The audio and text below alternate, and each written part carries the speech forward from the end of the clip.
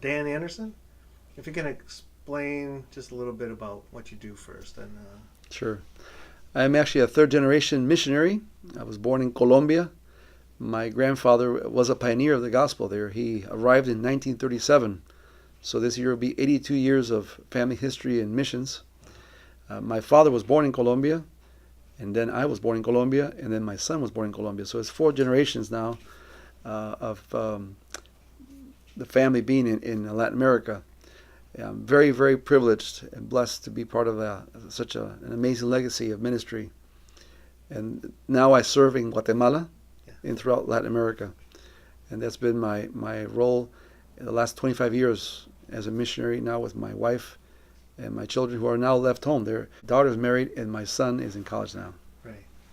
Very neat. Yeah. Well, you're very loved and known, of course, by Bethany. You've been attending here for a long time, too. Mm-hmm. And so we really appreciate your time here. My question to you now is there a moment where God just really revealed himself to you that you really, I mean, you know that he spoke to you or revealed himself in some way? I could go on for hours on different stories. I do think that God does more in us through times of trial than when things are going well. I think he speaks the loudest to us when we are suffering. I see that in Scripture, and I certainly see that in my life. So even though there are many times of rejoicing in things that have gone well, and I can see God that, and I can for sure say that it was him doing that. It was in the darkest time of my life where I felt him speak the clearest to me. I'm still learning from that experience. This happened in 2003. I went through a very difficult time. I had hemorrhaging that started here in Chicago when we were on furlough. And that episode turned out to be a life-threatening experience.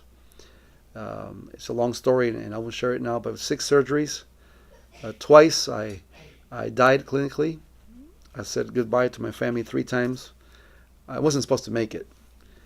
And I remember clearly, as if it was yesterday, I was in the ICU here in Chicago, and just lay there in bed.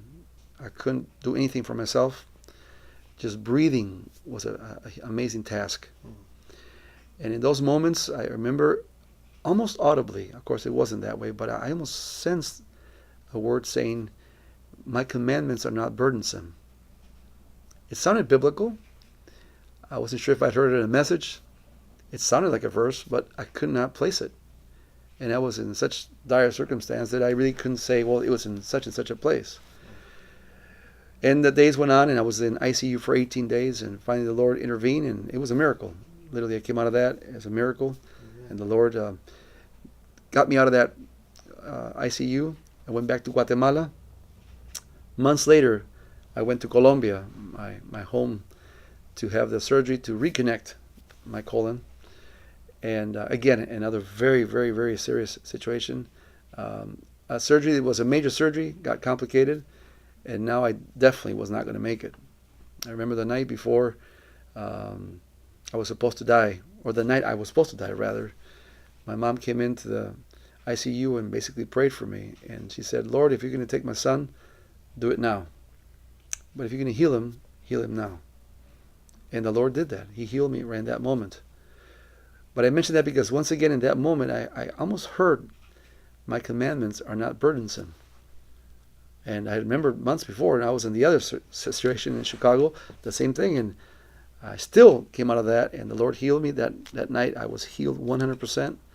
I walked out of there the next day at the hospital. An absolute miracle. But I did not look it up. I didn't go to Scripture. I didn't go find out where is that phrase, my commandments are not burdensome. A third time now. They say it takes 3 times to learn a lesson. And again, the third time, I was in another very difficult situation, and physically speaking. And again, my commandments are not burdensome. Because you see the diagnosis of the doctor when he came in, he said, "Nothing bit you, you don't have an infection, this is probably stress related." And the very first time I heard that, I almost felt proud of myself. So can you imagine, I am this stressed serving the Lord that has brought me to this situation. Wow, I'm pretty good. And one time, 2 times, I did not learn. The 3rd time, I finally looked it up. And yes, I found it. 1 John 5:3. And I was ashamed. As I considered the fact that what got me to that place, to being so sick, was not God's agenda in my life. It wasn't His prerequisites for me. It wasn't His commands. It was my own need to feel like I was worthy. Yeah. And even though I was doing good things, I was ministering the gospel. I was being a missionary. I'm a pastor. I was surprised how doing good things can also lead to the wrong results. God is a God of love. He's a God who calls us to be still and to know He is God. I wish that in times of bonanza, I call them, in times of blessing, in times of feeling well, I could sense the powerful things I sense at that moment of sickness. And again, I do see God acting, and I do see God present, and I know He is with me. But I do think He speaks the loudest when we're in times of need. Someone said, God whispers in times of blessing, and He screams to us in times of need. And so I can say that those moments were precious. And even though I hated to have gone through those things physically, what I lived in those moments were the most precious times with the Lord I have ever experienced in my life. Amen. He has called us to be still, to know that He is God. Yes, to work, but to make sure we're following His agenda and not our own.